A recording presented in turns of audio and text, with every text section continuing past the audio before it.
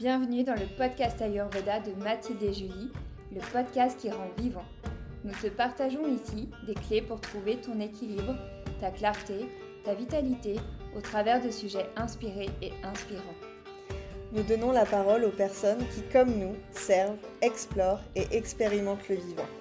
Si toi aussi, tu désires cultiver ce oui à la vie, alors bienvenue et bonne écoute.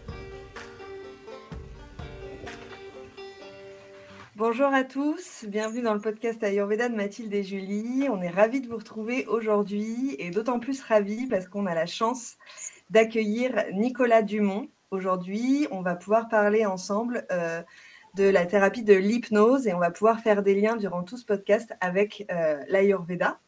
Donc pour vous présenter un petit peu, déjà merci beaucoup Nicolas d'avoir accepté notre invitation et de vouloir échanger avec nous. Donc, pour te présenter un petit peu, toi, Nicolas, tu es psychologue clinicien, psychothérapeute transpersonnel, praticien en chamanisme, et tu es fondateur et formateur de l'hypnose ericksonienne transpersonnelle. Tu as travaillé aussi auprès de l'INRES, si je ne me trompe pas. Voilà. Et j'ai eu la chance de pouvoir suivre ta formation en hypnose, et c'est pour ça aujourd'hui que tu es là aujourd'hui, c'est que voilà, j'ai pu vivre cette transmission à tes côtés et du coup de pouvoir faire énormément de liens avec l'Ayurveda aussi, vu que tu utilises beaucoup les éléments dans ta pratique et dans ta transmission. Et je trouvais ça vraiment intéressant de pouvoir faire ce lien. Donc voilà ta venue, le pourquoi de ta venue aujourd'hui. Merci pour votre invitation. Bonjour Mathilde, bonjour Julie, bonjour les, auditeurs, téléspectateurs, visionneurs, je ne sais pas. Comme tu veux. Mais bonjour à tout le monde, bonjour à tous. Voilà. Et merci vraiment pour votre invitation. Et je connais pas grand-chose à l'Ayurveda, mais ça m'intéresse vraiment de cet échange qu'on va avoir là, tous les trois. Oui. Comme j'expliquais tout à l'heure, c'est que finalement, tu dis que tu connais pas grand-chose à l'Ayurveda. Et ce qui est intéressant quand j'ai suivi ta formation, c'est que ce que je t'expliquais tout à l'heure, c'est que finalement, tu fais de l'Ayurveda sans vraiment savoir que tu fais de l'Ayurveda. Ravi. Honoré. Du coup, dans la présentation, on disait que tu étais donc psychothérapeute transpersonnel. Est-ce que tu peux nous définir déjà dans un premier temps un peu ce que tu mets derrière le mot transpersonnel pour que nos auditeurs puissent comprendre un petit peu et qu'on puisse nous faire le lien avec l'Ayurveda après? Bon, c'est un des grands mouvements historiques de la psychologie. Il s'est fondé dans les années 70 aux États-Unis sous l'impulsion de différents psychothérapeutes, il y avait des psychiatres, psychologues, etc., qui ne se reconnaissaient pas dans les courants existants. Il y avait le courant humaniste, la psychanalyse, le courant cognitivo-comportemental, et en particulier pour deux raisons, parce que d'une part, ils utilisaient les états modifiés de conscience, ça c'est ce qui les fédérait, la pratique d'états modifiés de conscience intense d'ailleurs, comme la respiration anthropique, le rebirth ou d'autres pratiques. Et la deuxième chose, c'est que dans le cadre de ces états modifiés de conscience, les gens vivaient des expériences spirituelles. Donc la psychologie transpersonnelle s'est intéressée tout de suite à la dimension spirituelle de l'homme, puisque si l'homme vit des expériences spirituelles, une psychologie sérieuse ne peut pas se construire sans penser ce champ-là, puisque ça fait partie des expériences humaines régulières quand on leur propose des états modifiés de conscience. Donc à partir de là, cette psychologie s'est constituée et depuis des années 70, donc depuis 50 ans, étudie les états modifiés de conscience, étudie les expériences extraordinaires, les expériences de mort imminente, la transe, les pratiques rituelles. Très rapidement, si tu veux, ils se sont mis en contact quand même, ou à l'école des traditions spirituelles, puisque le spirituel et religieux, on peut dire, puisque la définition de la psychologie transpersonnelle, celle qu'a donnée Stan Grof, qui est un des fondateurs, c'est une discipline qui vise à faire une synthèse entre les connaissances de la science et celles issues des spiritualités. Voilà. Donc on peut dire que c'est à la fois une psychologie moderne, puisque aujourd'hui la question de l'âme, ou renommée conscience non locale, est quand même une question importante dans ce qu'on appelle le nouveau paradigme en sciences. Le paradigme post-matérialiste. Et puis, mais en même temps, on peut dire que c'est très ancien parce que la psychologie, c'est elle qui a laissé tomber la dimension de l'âme au fur et à mesure de l'histoire, là où toutes les traditions intègrent la dimension de l'âme. Et j'imagine que dans l'Ayurveda, c'est d'emblée présent, donc on pourrait dire elle est d'emblée transpersonnelle, mais Bon, transpersonnel, c'est un mot d'occidental qui a oublié la notion de l'âme et qui la récupère et qui a besoin d'un mot pour dire qu'on la récupère, Tout à fait. en quelque sorte. Oui, parce que tu as raison. Dans mes études de psychologie à l'université, à aucun moment on m'a dit que psychologie, ça voulait dire étude de l'âme, et à aucun moment donné, on a donné une définition de l'âme. Et c'est vraiment quand on a découvert l'Ayurveda et la psychologie ayurvédique où je me suis dit, ah bah voilà, enfin, quelque chose. Enfin, il y avait comme une forme de réunification, en fait, et quelque chose vraiment de l'ordre, comme on dit, de transpersonnel, mais où on reprend en considération l'individu dans sa complète globalité et pas juste... En fait, en Occident, il y a un débat qui n'a jamais eu lieu, puisque historiquement, on a pris un virage matérialiste, et la psychologie, dont la définition officielle est étude scientifique du comportement humain. Hein, bon, quand des moments on dit ça, alors que étymologiquement, ce serait une science de l'âme. En fait, se positionne dans une philosophie du dualisme matérialiste ou du monisme matérialiste même. Ça veut dire qu'il n'y a que deux essences dans l'homme, la matière et la psyché.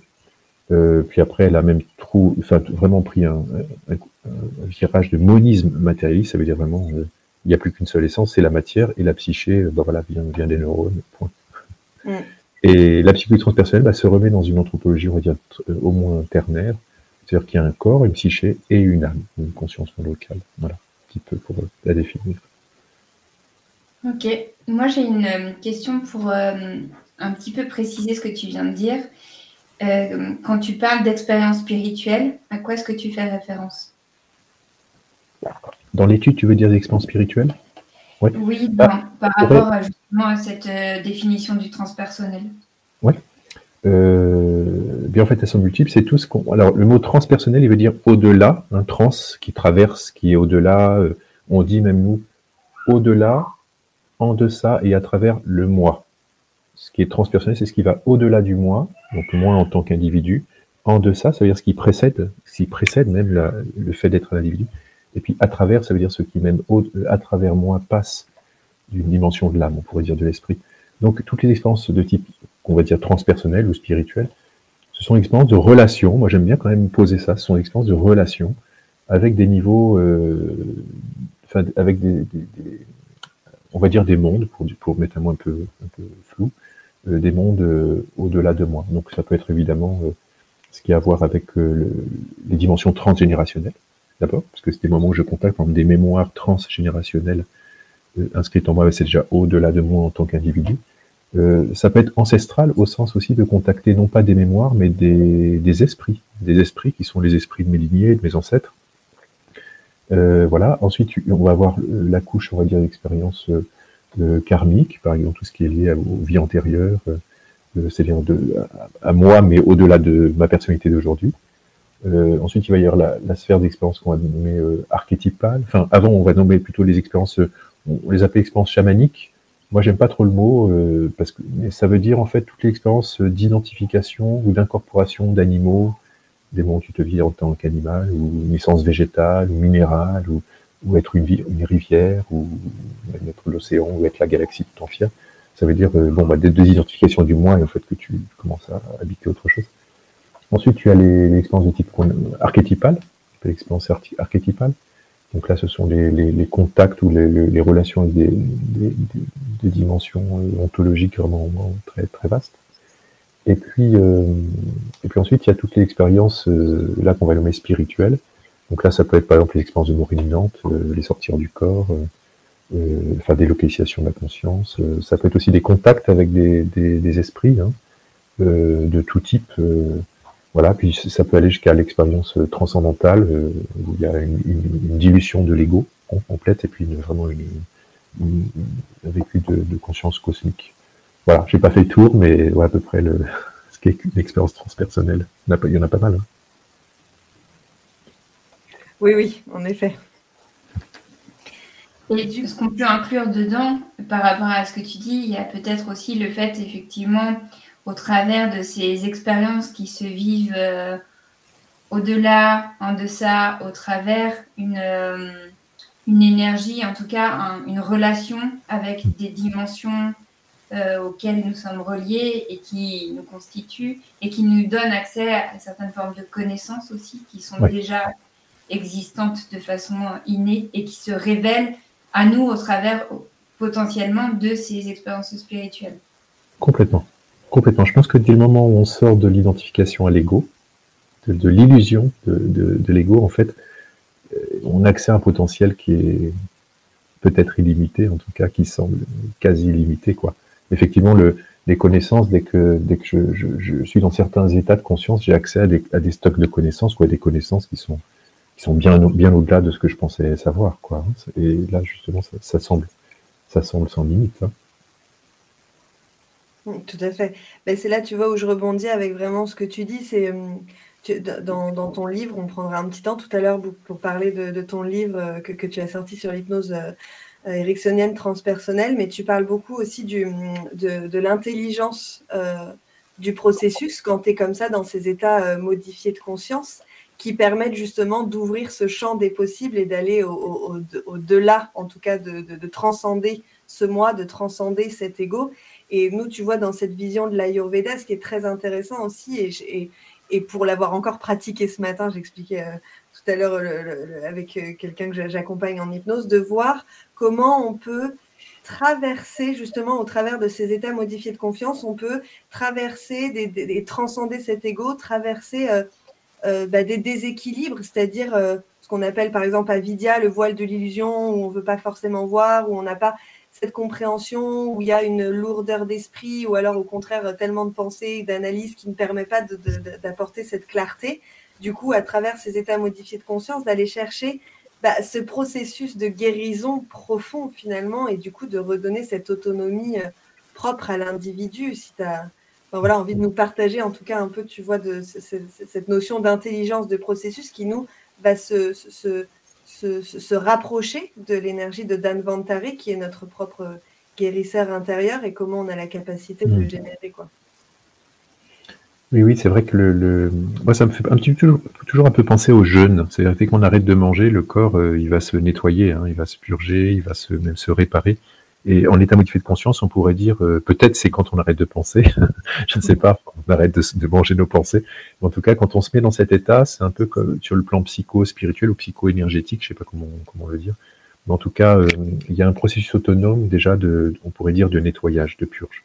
Ça veut dire que ce qu'on avait tendance à avoir réprimé à l'intérieur de nous, les émotions, les traumatismes ou des problématiques, où on les pousse un peu en arrière-plan, en transe, ils ont tendance déjà à vouloir remonter, un petit peu comme écumer, de sorte à justement se libérer, se transformer, être digéré, être intégré, être regardé, considéré, etc. Et là, les placards peuvent être pleins, enfin, disons, il peut y avoir des trucs dans les placards qui datent pas seulement de mon histoire, de ma biographie, mais justement de la zone périnatale, autour de la naissance, donc de la grossesse aussi, mais aussi de la conception, et aussi de dimensions transgénérationnelles ou autre, quoi. Mais ça, c'est qu'une donnée du problème, parce que on pourrait dire, ouais, cette notion de certaine manière d'auto-nettoyage, voilà, bon, on pourrait presque la comprendre d'une manière un peu mécaniste, mais à la fois, ce n'est pas que ça, puisque je ne sais pas si c'est vrai pour le corps, moi je suis pas un somaticien, mais en transe, la psyché peut aller chercher même des choses qui lui manquent.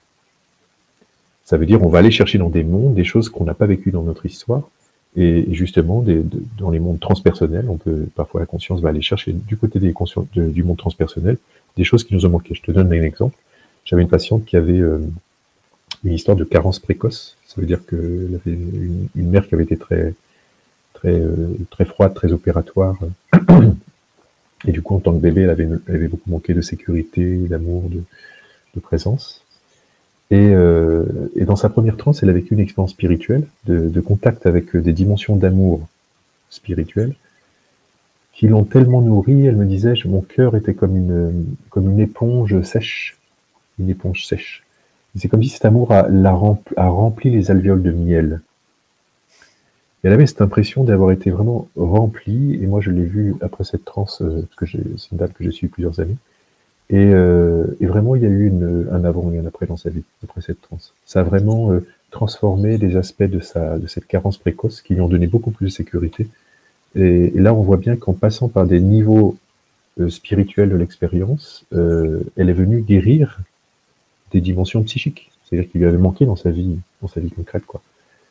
Donc, cette intelligence du processus, elle est étonnante parce qu'elle ne fait pas que purger, elle va aussi, comme un arbre qui serait un peu dans le désert, il va plonger ses racines plus profond, ou il va aller plus loin dans le ciel, quoi. Et donc, il y a ces dimensions-là, puis il y en a plein d'autres, mais parce que, si tu veux, quand on parle d'intelligence du processus, on peut voir ça comme quelque chose d'intérieur. C'est-à-dire, il y a une dimension interne qui va aller chercher. Mais moi, plus je pratique la transe, enfin, ça fait un moment que j'ai déjà tranché sur la question, plus je crois que le processus, il n'est pas intrapsychique. Ça, c'est encore une illusion de l'ego, quoi.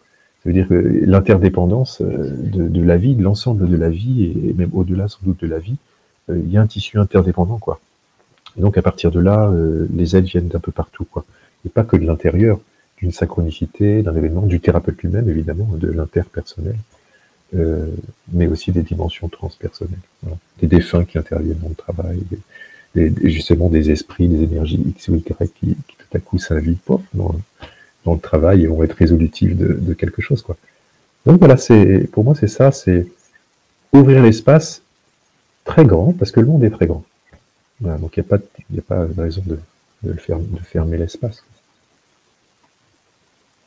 Magnifique. Moi, ça me donne envie de faire un petit parallèle.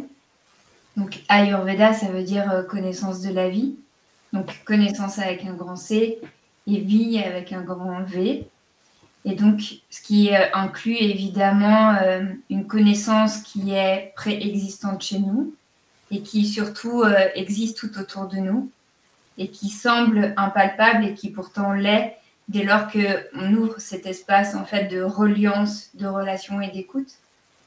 Et également autour de la vie avec un grand V et tout ce qui la compose et avec laquelle on relationne en fait en permanence, puisqu'il y a une interdépendance en fait dans cette interaction qui se vit constamment en permanence et à chaque instant, et qui se vit effectivement au travers notamment de nos sens, donc des sens qu'on connaît, mais aussi finalement des sens subtils. Et de ce que d'une connaissance qui en fait fait appel aussi à tout ce qui peut composer l'univers, qui finalement nous unit vers, donc aussi vers soi, le soi avec un grand S, fait appel à tout ce qui est porteur en fait de ces connaissances, toutes les énergies qui nous entourent, qui sont porteuses de ces connaissances et qui viennent quoi? Nourrir la vie.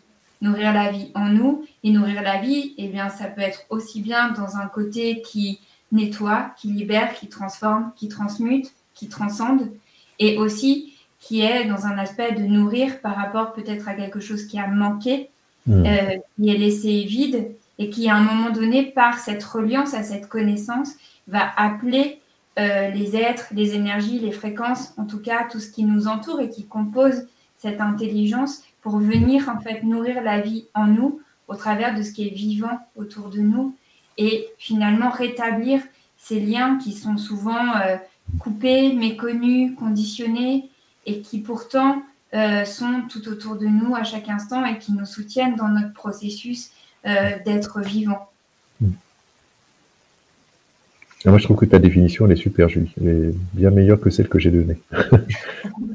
Merci. Oui, parce que, tu vois, mais parce que justement, je crois que tu l'apprends par le bon bout, parce que quand on parle d'intelligence du processus, d'une certaine manière, on se ferme déjà avec cette idée de processus. On ferme déjà un peu la pensée. Et tu l'as posé tout de suite dans la vie. Hein, c'est-à-dire vraiment dans le grand espace de la vie et d'une interdépendance qui ne pose pas les questions à partir de l'individu. Ça, c'est une façon occidentale de poser le problème. Donc à partir de là, c'est vrai que on répond à la question, on se débrouille avec le concept en l'ouvrant en fait de l'individu vers le grand monde. Mais en fait, il faut le prendre à l'envers, c'est-à-dire dans le bon sens. L'ensemble de la vie collabore. Et oui, c'est voilà. Ça, il y a une réelle collaboration et co-création finalement à chaque instant. Et effectivement, dès lors, certainement que on rétablit en fait une relation à soi avec un grand S, il y a forcément aussi quelque chose qui se rétablit dans le lien avec la vie, avec un grand V, et une co-création, en fait, peut-être émerger ou alors être mise en lumière, qui a toujours existé et qui pourtant nous semble peut-être éteinte ou même inexistante. Exactement. C'est pour ça que j'aime bien parler, moi, d'états de reliance modifiés, pour mettre à côté d'états de conscience modifiés. On parle des états de conscience modifiés. Moi, j'aime bien parler d'états de reliance modifiés, liance pour regarder le jeu de mots, pour nous réinstaller comme des êtres de relation, en fait, hein, relation à nous-mêmes, aux autres, au monde. Et du coup, il y a des relations qui peuvent être coupées, distordues, etc. Et qu'il y a, voilà, ça rétablit en quelque sorte un univers riche de relations. Ouais, puis tu vois, c'est là où je trouve ça aussi vraiment passionnant, tu vois, quand tu nous décris aussi, tu vois, l'expérience avec cette femme, avec cette sensation du cœur très sec, comme une éponge très sèche, qui vient du coup se nourrir par du miel. Tu vois, ça, nous, dans cette vision de l'Ayurveda, moi, je trouve ça magnifique parce que l'Ayurveda, on l'entend souvent parler comme au travers des doshas, donc de ces combinaisons d'éléments. Mais avant toute chose, l'Ayurveda, c'est l'observation de la vie au travers des qualités qu'on appelle en Ayurveda les gunas, qui sont les choses basiques, le froid, le sec, le chaud, l'humide, le rugueux, etc. Et en fait, c'est au travers de cette observation-là qu'on va pouvoir trouver nos propres mécanismes d'autorégulation et de processus d'intelligence, pour reprendre ces termes-là, mais entre ce qui se passe à l'extérieur, comme on peut faire de manière complètement naturelle. S'il fait froid dehors et qu'on sort, on va mettre quelque chose de plus chaud. Et là, c'est-à-dire que, par exemple, on peut avoir des techniques en Ayurveda qu'on appelle, là ça me vient en tête, mais par exemple les bastis du cœur. Donc, en fait, on va venir faire une petite pâte au niveau du cœur pour pouvoir mettre de l'huile chaude sur la zone correspondante au cœur pour venir profondément l'hydrater. Et là, cette intelligence de cette femme au travers de cet état modifié de conscience est venue la relier à son processus de régulation et d'auto-guérison et de le faire complètement naturellement dans un autre champ qui est celui terrien qu'elle aurait pu recevoir d'une autre manière. Et c'est là où je trouve toute la beauté de la pratique de ces états modifiés de conscience et à quel point ça ouvre bien au-delà de ce qu'on peut, de rester cantonné à quelque chose de fermé, de juste terrien, quoi. Et du coup, je fais l'écho, mais c'est pour vraiment comprendre. Par exemple, ce matin, j'avais le cas d'une personne qui venait me voir pour des problèmes digestifs depuis plus d'une vingtaine d'années. Vraiment, voilà, c'est de moins en moins, enfin, elle est capable presque de plus rien digérer. Et du coup, je la fais partir en hypnose parce que c'était vraiment très, très congestionnée. Elle avait vraiment un brouillard au niveau du mental, donc pas une capacité de pouvoir répondre aux questions auparavant, enfin, d'où sa famille, enfin voilà, c'était compliqué. Donc je me suis dit, bah ok, on part en hypnose, je lui fais la méthode Le Creux, enfin en tout cas, voilà, pour aller voir un peu tous les processus de l'installation, des symptômes, etc. Et en fait, ce qui est intéressant, on est reparti sur cette notion de qualité et de guna parce que en commençant son induction de transe, elle a commencé à avoir très très froid. Et en Ayurveda, on considère le système digestif, on l'appelle le feu digestif, appelé autrement aussi Agni, qui permet cette capacité de transformation et bien plus encore. Et là, c'était intéressant de voir que elle, son feu digestif était vraiment complètement diminué. C'était vraiment presque, il n'y avait plus que des braises parce qu'il faisait plus ce processus de transformation. En tout cas, son feu avait un déséquilibre. Et là, dans sa transe, elle était partie avec un froid, donc vraiment, alors qu'en plus, dans mon cabinet, il faisait presque 30 degrés. Donc, c'était pas, voilà. Et en fait, son état modifié de conscience l'a emmenée à ses 4 ans où elle était vraiment, où elle s'est retrouvée inondée. Enfin, où elle a eu une inondation. Et en fait, tout s'est mis en place à partir de ce moment-là où elle s'est rendue compte que c'est à partir de ses 4 ans qu'elle avait cessé de digérer quoi que ce soit. Donc, c'était un excès de l'élément eau qui était vraiment venu inonder son feu, qui lui permettait plus de digérer. Et en fait, quand elle a rouvert les yeux, là, il y avait déjà quelque chose qui s'était mis en place, donc on va pouvoir continuer. Mais il y a quelque chose, voilà, en une séance, qui est venu ouvrir le champ des possibles, vraiment. Sachant que dans sa transe, il y a des animaux qui sont venus, alors que elle n'avait, absolument, il y a un loup, elle a avec ça. de ce qu'il devait faire là. Enfin voilà, son téléphone s'est mis à sonner à un moment donné dans la consultation, donc ça aurait pu potentiellement la déranger.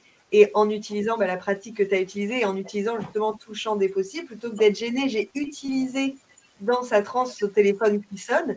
Et en fait, il s'est avéré qu'elle entendait que c'était son père qui l'appelait avec les pompiers pour lui dire que ça y est, c'était fini, qu'elle allait pouvoir arrêter, qu'ils allaient pouvoir être sortis parce qu'ils sont restés une semaine dans la maison enfermés dans l'inondation. Voilà, et du coup, c'est tout ce champ des possibles de voir et comment, au travers de l'Ayurveda, de la vision de l'Ayurveda, est-ce que tu peux transmettre au travers de cette hypnose ericksonienne transpersonnelle, à quel point c'est puissant et à quel point on peut aller, quand on transcende, c'est fou ce qui se passe en fait. C'est vrai que la mobilisation de la transe, je pensais à ça par rapport à aller voir son feu digestif. C'est quelque chose d'assez intéressant quand même. On a parlé tout à l'heure de l'intelligence du processus ou de l'intelligence de la vie. Ça veut dire une espèce de mouvement spontané de régulation. Mais aussi, il y a la possibilité comme ça de naviguer grâce à la transe et d'aller regarder tel ou tel aspect de soi. Par exemple, là, ce feu digestif, par exemple, on a juste à donner la carte à l'inconscient pour qu'il comprenne un peu ce qu'on attend de lui et lui expliquer, puis hop, on va aller regarder ça, mesurer ça, le transformer, la regarder un petit peu dans quoi ça s'origine. Et ce qui peut être intéressant, même dans un cas comme ça, alors je sais pas, c'est toujours à voir mais c'est quand l'eau est venue synchronistiquement dans l'histoire de cette femme aussi longtemps, c'est de regarder aussi son rapport à cet élément. Ça veut dire, il y a quelque chose qui a éteint son feu, mais peut-être qu'il y a des dimensions, qu'elle est justement, quand je vais dire profondément reliée, ça peut être d'une nature transpersonnelle parce que ça se donne à voir. Quelque chose se donne à voir d'une relation avec l'eau qui est venue comme ça, entourer sa maison, est venue bloquer sa vie, est venue comme ça, amener un symptôme. Et c'est pas inintéressant toujours d'aller regarder ça. À un moment, quand il y a l'intervention d'un élément, d'aller un peu approfondir dans la transe, là, cette relation avec la dimension spirituelle de l'élément. Parce que ça, j'ai beaucoup appris ça avec les Mayas. Tu me permets de d'ouvrir un petit peu ça? Ouais. Parce que ma première, Julie, tu me posais la question d'expérience spirituelle. Alors, j'ai eu pas mal d'expériences spirituelles dans ma vie spontanée ou de manière induite. Mais une que j'avais vécue, je devais avoir 19-20 ans. Je n'avais pas du tout réussi même à nommer ce qui m'était arrivé, en fait. Et c'était une expérience spirituelle avec le vent. Et je vais peut-être pas la raconter là, mais en tout cas, c'était au bord de Loire, et voilà, il y a eu une expérience spirituelle avec le vent. Mais le vent en tant qu'esprit. Et comme dans ma culture, il n'y avait pas de référent symbolique. Tu vois, j'ai grandi dans le Chignonnais, région de Chinon. La culture spirituelle, c'est l'Église, point. Hein. J'avais pas après, j'avais eu des lectures, je veux dire, mais la dimension de l'esprit, des esprits, des éléments, j'avais pas de notion de ça. J'avais jamais pensé à ça. Et quand j'ai vécu ça, je n'arrivais pas à raconter ce qui m'était arrivé. Donc c'était resté un petit peu dans un tiroir des trucs, des étrangetés de la vie, on va dire.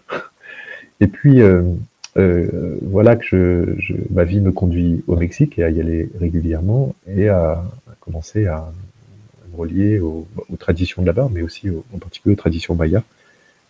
Et j'entends parler de l'esprit des éléments. Et c'est là où j'ai commencé à tout à coup, ça a ramené mon expérience et à comprendre, évidemment, de quoi on me parlait. Puisque pour la première fois, il y avait des mots et une cartographie qui allaient avec une expérience que j'ai vécue. Et du coup, cette dimension de l'esprit des éléments, même j'ai envie de dire de la divinité des éléments, parce que c'est pas des petits esprits quand même,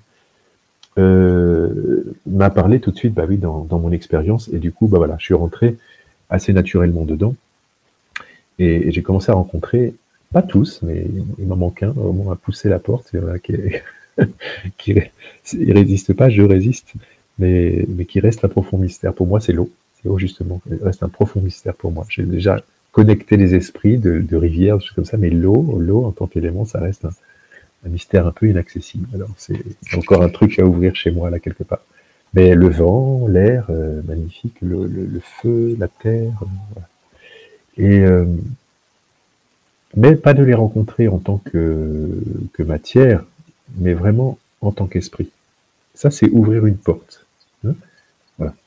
Mais c'est comme avec une personne, on peut très bien avoir une relation très superficielle avec quelqu'un, puis avoir une relation utilitaire avec quelqu'un. Passe-moi le sel, c'est pas une relation, hein, c'est je t'utilise pour quelque chose, comme un prolongement de ma main, je dirais. Et c'est pas encore une relation, c'est une relation d'utilité, on va dire.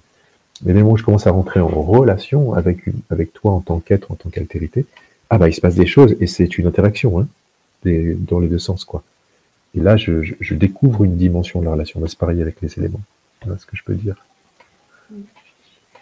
Oui, vraiment, merci de nous partager ça, parce que c'est vraiment aussi ce qui m'a marqué lors de ta transmission, c'est quand tu nous as parlé de ça aussi, tu vois, de rencontrer l'esprit des éléments et d'aller, encore une fois, de transcender et d'aller au-delà de la pratique. Tu vois, quand on est en apprentissage de l'Ayurveda, et c'est un apprentissage de toute une vie, forcément, les éléments, c'est ce qui va combiner, c'est ce qui va un peu mener en partie une réflexion.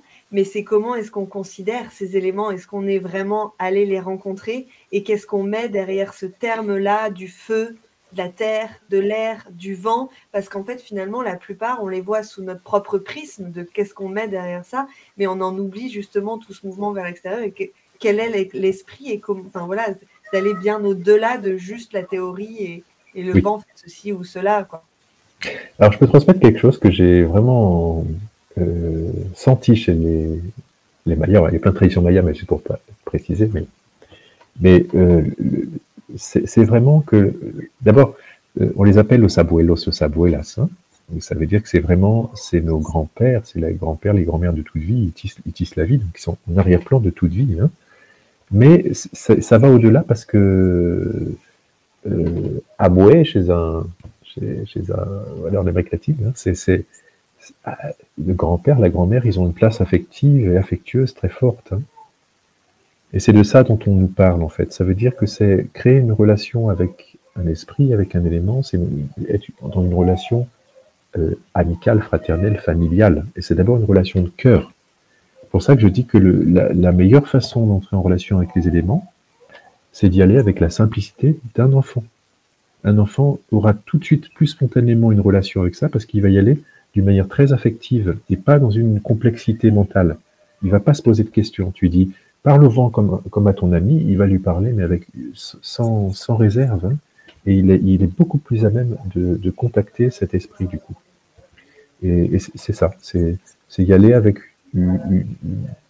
disons, avec notre culture occidentale, c'est pas facile. Hein, faut se départir de nos structures mentales pour pouvoir aller à l'aventure.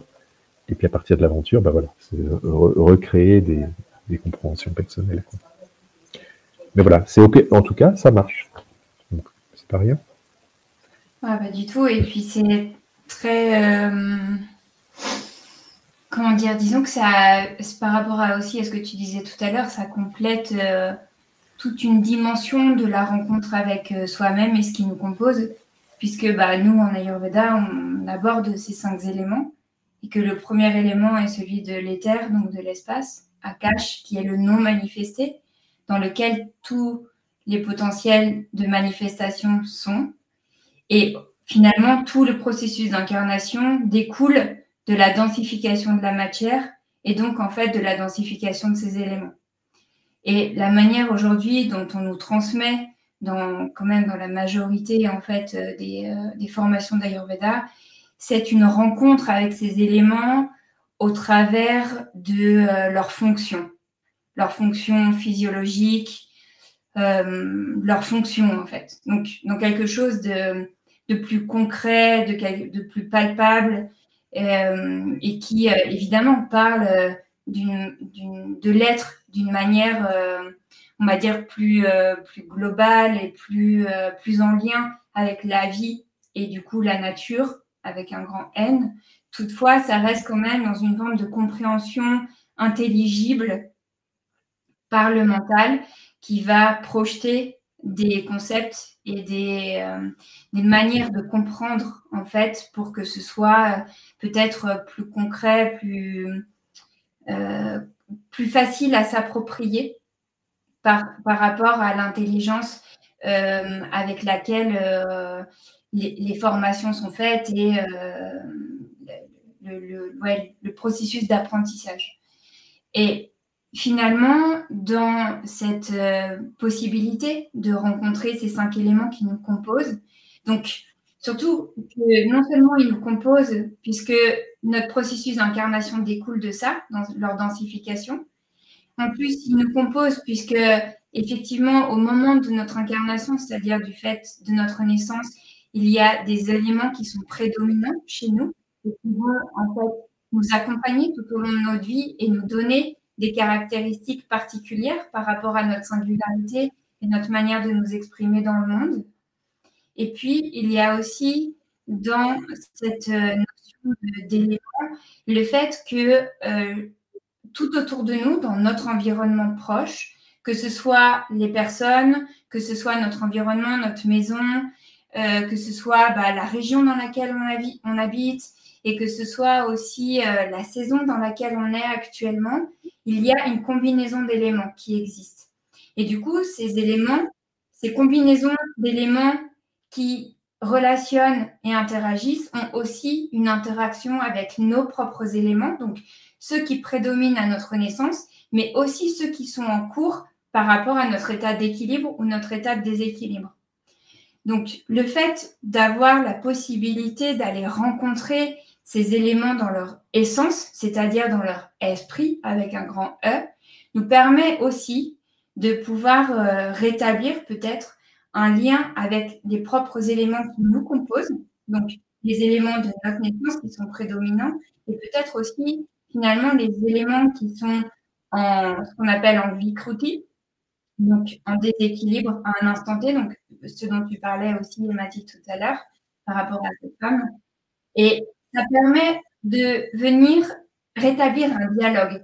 En fait, pour moi, dans ce que je pense, c'est-à-dire que dès lors que tu rétablis un lien avec une relation avec un esprit, donc là, l'esprit d'un élément, tu rétablis un dialogue. Et en fait, pour moi, la relation, elle est établie sur le fait d'avoir un dialogue. Puisque c'est un dialogue qui est avec des mots, sans mots, peu importe. Mais le fait de venir en lien dans un dialogue avec l'esprit de l'élément permet de rétablir un dialogue avec soi. Et du coup, qu'est-ce que cet élément, l'esprit de cet élément, en fait, nous dit dans notre propre dialogue interne pour peut-être établir aussi un équilibre en faisant appel à une connaissance et du coup un processus d'intelligence qui existe en nous pour venir se rééquilibrer d'une manière ou d'une autre et appeler peut-être des forces internes, intrinsèques à notre nature et aux éléments qui existent pour régénérer, pour ressourcer, peut-être peut-être aussi, j'ai envie de dire, remettre en intégrité des parties de nous et du coup soutenir un processus d'équilibre qui est si délicat et qui est en constante recherche. Puis au-delà de l'équilibre, il y a aussi la croissance, l'apprentissage, et que on a tellement de choses à apprendre et si on se fixe si on se met sur les éléments, il y a tellement de médecine par les manches, tellement de choses à enseigner, tellement de magie, de possibilités, c'est grandiose, quoi. Mais tu sais, le mot d'esprit, quand on dit nous le mot esprit, l'esprit d'eux, etc., c'est vrai qu'aujourd'hui, on va beaucoup parler plus de conscience. Quand on dit tout est conscience, ok, on peut entendre ça des fois. Peut-être parfois plus facilement, tout est conscience, ok, tout est conscience. C'est le retour de l'animisme aussi dans la pensée de l'Occident. Et oui, parce que tout à coup, on revisite que oui, tout est tissé de conscience. C'est le primat de la conscience sur la matière. Donc c'est aussi un renversement de perspective, quoi. Et à partir de là, tout est tissé de conscience. Le vent est une forme de conscience, l'eau, et tout, voilà, qui tisse après le reste, quoi. Et j'aime bien le mot dialogue. Tu as dit remettre en dialogue. Moi, j'aime bien parce que il y a cette dimension dynamique aussi dans le dialogue. Sous la forme de dialogue, c'est ce que tu décrivais aussi tout à l'heure, cette forme de reliance aussi, et de remettre les informations et de pouvoir remettre tout le monde en lien, enfin tous les éléments et toutes les différentes dynamiques en lien. Il y a quelque chose Vas-y, je t'en prie. Ah oui, j'allais juste dire, oui, il y a quelque chose dans le cesser de vouloir qui est très, très important. Hein, c'est-à-dire, de certaine manière, poser l'intention, puis cesser de vouloir. Et puis laisser la complexité de la vie s'en occuper, quoi. Mais cesser le vouloir, parce que qui prend possession du vouloir à l'intérieur de nous, et ça c'est vrai pour nous en tant que patients, cesser de vouloir, c'est-à-dire lâcher pour qu'un processus puisse advenir, et c'est vrai pour le thérapeute, cesser de vouloir, ça veut dire il y a toutes ces techniques, il y a tous ces savoirs, et en même temps, cesser de vouloir pour que œuvre un processus plus grand, quoi. Oui. Et finalement, dans ce cesser de vouloir, il y a pour moi cette notion en fait de remise à l'écoute. Puisque quand on rétablit un dialogue, en fait le dialogue il se vit au travers de l'écoute. Et dans le cesser de vouloir, il y a une réouverture à l'écoute. C'est ça, exactement. Une concavité, comme disait un chaman qui s'appelle Louis Sansa, et pas de la posture concave, l'homme creux, c'est ça, c'est ce que tu dis. Oui, c'est une belle façon de le dire. Oui, c'est tout à fait ce que dit Louis Sansa dans La Voix du Sentir, où il parle justement de cette notion de réceptivité. Et effectivement que cet aspect plutôt, on va dire, féminin, est plutôt dans cette notion du concave, donc d'une forme de creux, de vase qui reçoit et qui se remet à l'écoute, ou à l'inverse, quand on est dans une volonté et où c'est le vouloir qui guide, il y a une forme d'émission et donc une forme d'aller vers, qui est un mouvement plutôt extérieur. Alors que dans le dialogue, il y a justement rétablir cet échange entre le concave et le convexe, donc c'est-à-dire la réception et l'émission, et du coup une vraie mise à l'écoute en fait des deux. Et qui certainement effectivement amène aussi un vouloir peut-être plus ajusté, avec plus de discernement. Oui, on a des notions fines sur l'équilibrage, on pourrait dire des dimensions yin et des dimensions yang. Là, si je le regarde du côté du thérapeute, quelle que soit la dimension qui va être enclencheuse en quelque sorte, ou déclencheuse, voilà, il faut que ces deux dimensions soient présentes. Je dis quelle que soit la dimension parce qu'on peut commencer effectivement par cette concavité, cette écoute. Je vois si je le mets dans le concret de la thérapeutique, par cette concavité, cette écoute, où on peut commencer par l'action, on pourrait dire, c'est-à-dire l'action l'action thérapeutique qui surgit, on pourrait dire de l'ensemble de la situation. Donc c'est pas tout à fait l'écoute au sens d'une concavité qu'on pourrait imaginer, mais en même temps elle peut pas advenir si elle n'est pas là dans l'ensemble des situations. Mais en même temps, si le thérapeute commence par faire surgir l'action, il commence par l'action, il doit se mettre en concavité pour être beaucoup plus intéressé par la réponse que par son action. C'est ça qui est important. Donc cet équilibre entre cette réceptivité et cette activité, cette action, voilà, on ne peut pas les déléger l'une de l'autre. Ça c'est sûr. En hypnose en particulier, puisque c'est vraiment un art de la relation. Et du coup, cette dimension de concavité, elle est première. Alors même qu'on pourrait dire dans l'imaginaire comme ça de l'hypnothérapeute, où c'est lui qui parle, où il parle. Enfin, c'est pas toujours lui qui parle d'ailleurs, mais tu veux dire où c'est lui qui mène la danse, il semble mener la danse. Oui, mais à partir de cette dimension de concavité, de non-vouloir. En tout cas, c'est l'hypnose moi que j'enseigne parce que sinon rien d'autre va surgir que de l'ego, quoi. Et c'est pas ça qu'on veut. Donc, pour ça, il faut se retirer de l'origine de ce qui va se passer. Et la meilleure chose à faire, c'est de se mettre dans cette posture d'homme creux, comme dirait Louis Sansa, de concavité résonante, pour que quelque chose puisse advenir. Voilà. Puis ouvrir l'espace. Et puis c'est là où on a besoin de la transe du thérapeute. C'est ça. Ça va beaucoup nous aider quand même. Parce que, évidemment, se remet en route un processus dynamique. Et l'intelligence du processus, dont on parlait tout à l'heure, c'est l'intelligence de la vie, elle peut s'orchestrer si le thérapeute arrête de vouloir être aux manettes, quoi. Oui, c'est ça. Et tu vois, tu fais vraiment ce lien. J'allais parler de ça, mais justement, peut-être pour finir ce podcast, nous parler un peu de cette fameuse transe du guide que tu as déjà commencé à faire, de transe du thérapeute, qui donne les qualités justement du thérapeute pour pouvoir permettre ce champ des possibles, cette reliance, ce dialogue. Voilà, de nous parler un peu de ça pour. Ouais, c'est quelque chose qui est d'abord transversal. C'est-à-dire que ce que j'ai nommé transe du guide, alors ça a son histoire, pourquoi je l'ai nommé comme ça, et c'est pourquoi ce mot-là, bon, je l'ai dit dans le bouquin, mais au-delà du mot, travailler à partir de la transe, c'est quelque chose qui est très commun en fait. Hein. C'est transversal à beaucoup de métiers, de pratiques, même au-delà des thérapeutes, quoi. Je veux dire, quand je sais pas, c'est très intéressant d'interroger des gens sur l'état de conscience à partir duquel ils travaillent. Demander à un boulanger, demander à, je sais pas, à son coiffeur, demander à je sais pas qui, de dire dans quel état tu es, qu'est-ce qui se passe quand tu es dans cet état-là, plutôt que dans tel état. J'en discutais, moi, avec un maçon un jour, qui me disait des fois que quand il s'agaçait, la pierre ne voulait pas. Alors, c'était rigolo, sa façon d'en parler, parce qu'il n'était pas du tout spirituel. Au sens, en tout cas, on pourrait le penser, tu vois, d'une spiritualité pensée. Et il parlait de la relation entre son état d'esprit et puis la matière, hein, pourtant, et que comment voilà, il y avait une interrelation.